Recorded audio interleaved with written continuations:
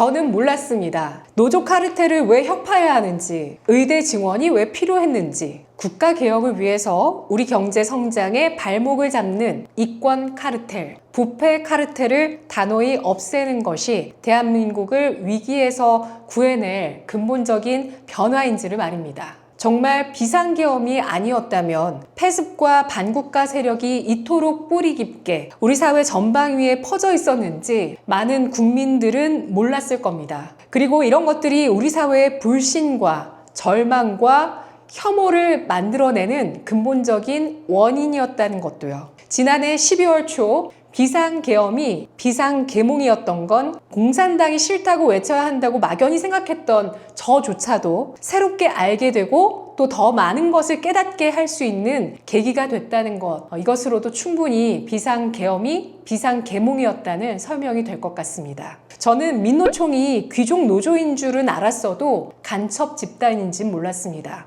작년 11월 북한의 지령을 받고 간첩 활동을 한 혐의를 받은 민노총 간부 석권호 씨가 1심에서 간첩 혐의가 대부분 인정된다는 법원의 판단으로 징역 15년을 선고받았습니다. 석 씨는 2017년부터 2022년까지 노조 활동을 빙자해서 간첩 활동을 벌이고 자유민주주의를 위협한 것입니다. 검찰과 국정원, 경찰 등은 민노총 사무실과 석 씨의 주거지를 압수수색해서 국가보안법 위반 역사상 최다 규모인 90건의 북한 지령문과 보고문 24건 등을 확보했습니다. 이러한 문건에서는 대한민국 내 이념적 갈등을 비꼬는 말인 남남 갈등을 유발해서 혼란을 야기하라거나 후쿠시마 물고기 괴담을 퍼뜨려서 불안을 가중시키라거나 이태원 참사를 제2의 촛불운동으로 진행시켜서 정권을 붕괴하라는 강령이 들어 있었습니다. 뿐만 아니라 최근에는 민노총 전 현직 간부 2명이 북한 지령을 받고 간첩 활동을 한 혐의로 불구속 기소됐습니다. 민노총 자녀들에게 대기업 입사 혜택을 줘서 고용 세습을 하는 것도 취업을 준비하는 이 청년층에게 허탈감과 박탈감을 주는 사안인데, 이건 국가 체제를 전복하려는 북한의 지령을 받아서 움직이는 사람들이 민노총의 간부라니 이를 두고 어찌 반국가 세력이라는 말이 과하다고 볼 수 있을까요? 간첩 행위가 이렇게 적발이 되고 있고, 북한 간첩은 처벌이라도 되지만 중국을 향한 간첩 행위는 처벌 조치가 불법인 이런 게 우리나라라는 사실을 아직도 모르시기 때문에 요즘 시대에 무슨 간첩이냐라는 말도 아직까지 나오고 있는 거겠죠. 저는 몰랐습니다. 의대 증원을 의협의 반발에도 불구하고 정부가 그토록 강력하게 추진했어야 하는지를요. 이번 계엄을 통해서 우리 사회에 있는 화교들의 혜택이 드러났습니다. 각 인터넷 커뮤니티에서는 이과 전교 1등에다 수능 자연계 1%에 들고서도 재수 3수를 해서 의대에 간 사람들도 있는데, 어떻게 5등급, 6등급짜리가 화교라는 이유로 서울대 의대를 가냐면서 너무 열받아서 자다가도 벌떡 일어난다. 누가 이런 제도를 만들었나? 그럼 대체 몇 학번 때부터 이런 피해를 입은 거냐? 자국민을 차별하는 이런 나라 정말 우리나라냐? 대단한 나라다 라는 이야기들이 쏟아졌습니다. 현재 우리나라에서 의사라는 성공 보증표 같은 이 학위를 화교라고 쉽게 취득할 수 있도록 되어 있다는 게 말이나 되냐, 상상도 못했다라는 반응들이 나왔는데요. 이게 사실은 지난 2021년에 어떤 고3 학생이 청와대 국민청원 게시판에 글을 올리면서 한 차례 이슈가 된 바가 있었습니다. 화교에 대해서 알아볼까요? 화교란 대만 또는 중국 국적을 가지고 다른 나라의 이민자로 정착해서 사는 사람을 말합니다.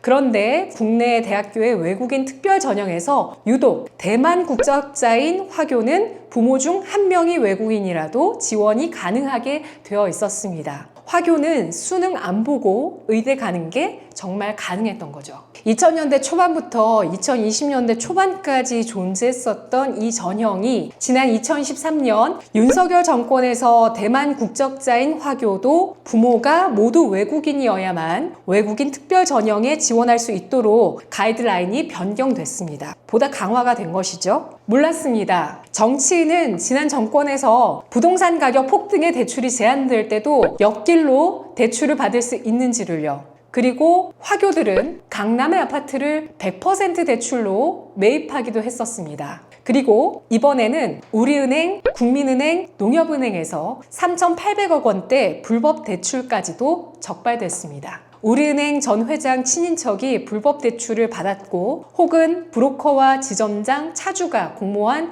허위 매매 계약서를 이용한 불법 대출도 있었죠. 그리고 이를 위해서 수억 원의 뇌물까지도 오갔던 정황이 이번에 금감원 발표를 통해서 드러났습니다. 대출도 내 재산이고 대출은 자본주의 사회에서의 능력과 신용을 의미하는데요. 그런데 누구는 저금리 혹은 대규모 대출이라는 혜택으로 부를 쌓아가는데 반대로 내 집 마련을 하지 못한 사람들은 점점 높아지는 대출과 부동산 가격의 벽을 보면서 한숨만 짓습니다. 2030 세대들이 결혼을 앞두고 주저하고 있는 이 높은 부동산 가격, 우리는 마음대로 대출도 받지 못하는데 정치인 그리고 금융사라는 지위를 활용해서 뇌물을 받으면서 불법 대출을 행하는 자들, 그리고 화교들, 저리에 대출받는 그들과 우리 한국인들의 이런 상황들이 너무나 비교가 됩니다. 아니 이제는 분노하게 됩니다. 25만 원 지원금에 국민들은 만족하지 않습니다.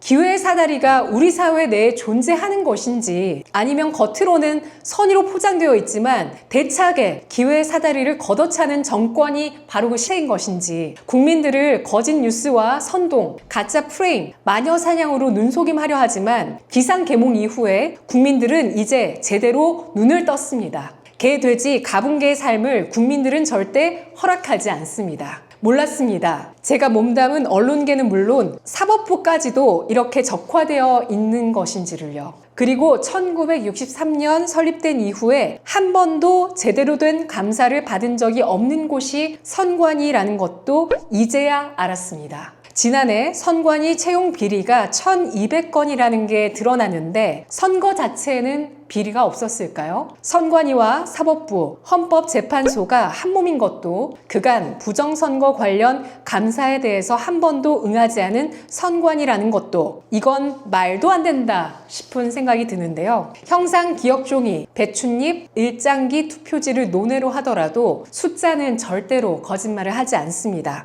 말이 안 되는 숫자가 곳곳에서 나왔습니다. 제22대 총선 사전투표 결과에서 서울시 전체, 부산, 경기도 전체, 인천, 대전, 제주시 전체, 그리고 울산 55개 동 중 민주당이 후보를 낸 47개 동, 세종시 24개 동 중 민주당이 후보를 낸 11개 동에서 모두 민주당이 이기고 국민의힘이 졌습니다. 본투표에서는 정반대로 국민의힘이 이겼더라도 사전투표에서는 모두 패했습니다. 불가능한 숫자죠. 이걸 보고 더불어민주당은 사전투표당으로 이름을 바꿔야 하는 것 아니냐고 댓글을 써주셨던 분도 계셨는데요. 맞습니다. 이게 진보인가요? 반국가 세력인가요? 사기꾼인가요? 그 밖에도 사전투표 목표치를 미리 계획해서 선거를 조작하게 되면서 사전투표 득표 비율이 수도권에서 통계적으로 불가능한 63대 36으로 일정하게 나왔고 관내 사전투표에서 통계적 변칙인 0.39라는 숫자가 공통적으로 나타났습니다. 그리고 몰랐는데요. 이번에 알고 보니 알리바바에서는 각국의 투표 용지가 QR코드까지 찍혀서 판매가 되고 있었습니다. 일반인도 얼마든지 우리나라 총선 공식 투표 용지와 똑같이 생긴 가짜 투표 용지를 원하는 수량대로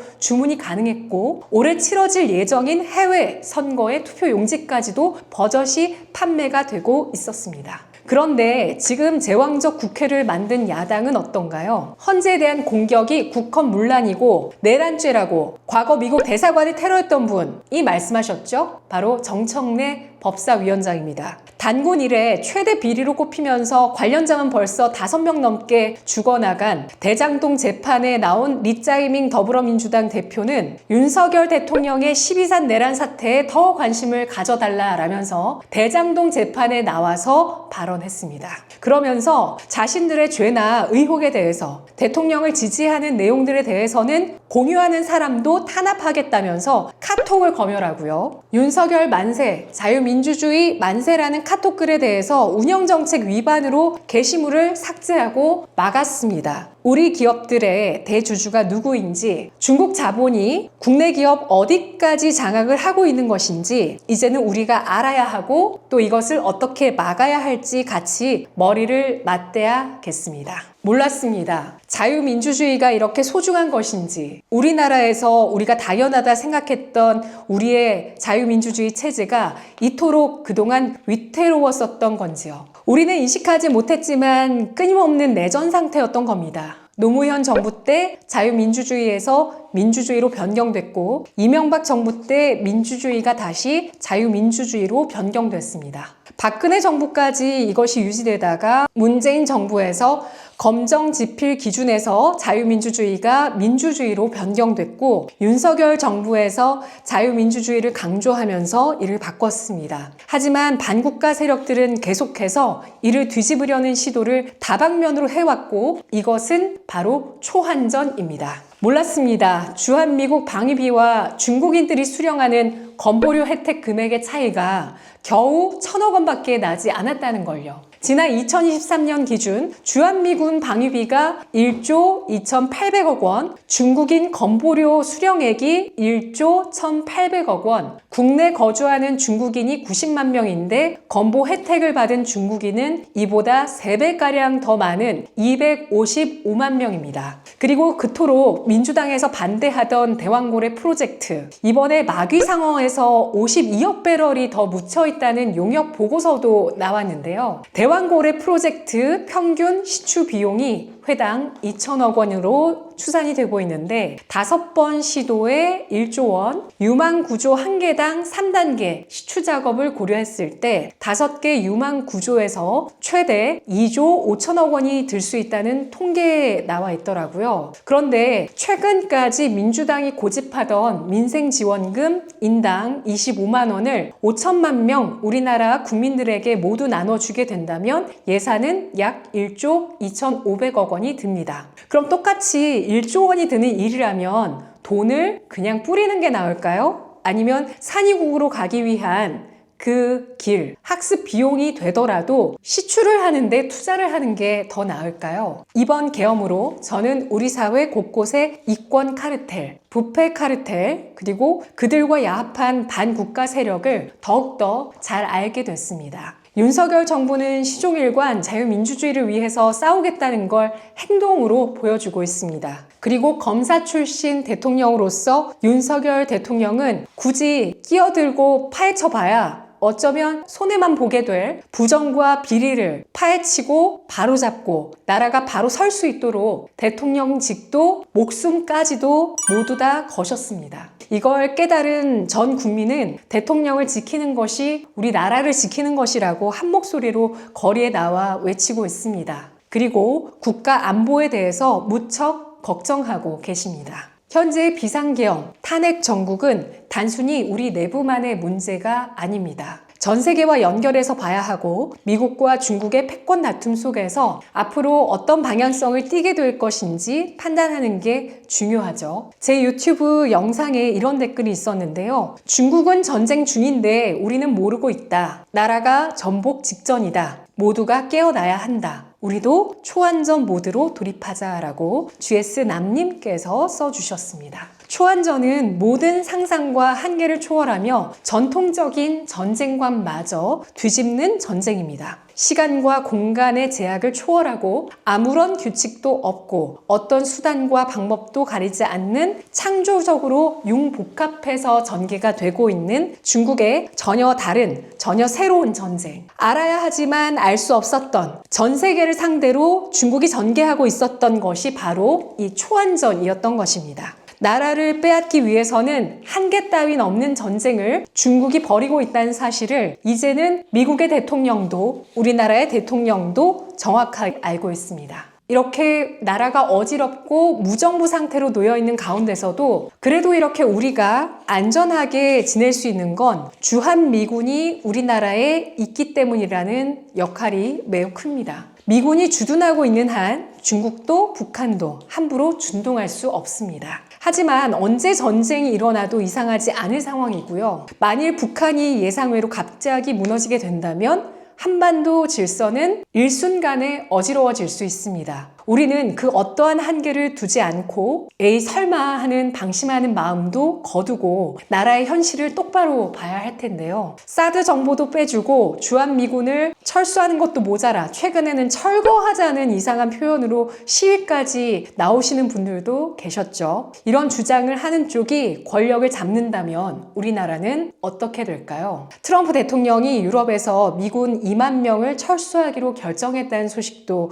나왔었죠. 그리고 중국에는 10% 추가 관세를 부과하고 멕시코와 캐나다는 한 달간 보류 기간을 줬습니다. 그리고 미국 CIA가 부정선거와 반미, 친중, 친북에 대해서 신고를 하라면서 한글 사이트를 만들었고 최대 1,000만 불, 145억 원의 포상금까지 걸었는데요. 또한 미국의 FBI에 이어 CIA가 공식적으로 코로나19가 중국의 우한 연구소에서 유출됐다고 평가했습니다. 코로나19는 미국에서도 우리나라에서도 부정선거가 있었다고 의혹을 받는 2020년에 대규모로 유행했었던 역대급의 팬데믹을 안겨준 전염병이었습니다. 최근 폐쇄된 미국의 USAID 이건 역시도 우한 연구소를 지원했었고 또 이 우리나라 선관위와 부정선거와 연계되어 있는 것으로 보여지는 A웹과도 연관성이 있었습니다. 자, 우리나라가 지금 걸어야 할 길은 명확합니다. 대통령이 계엄을 하다니 내란이다. 극우 유튜버한테 심취하면 이렇게 된다. 우리나라에서는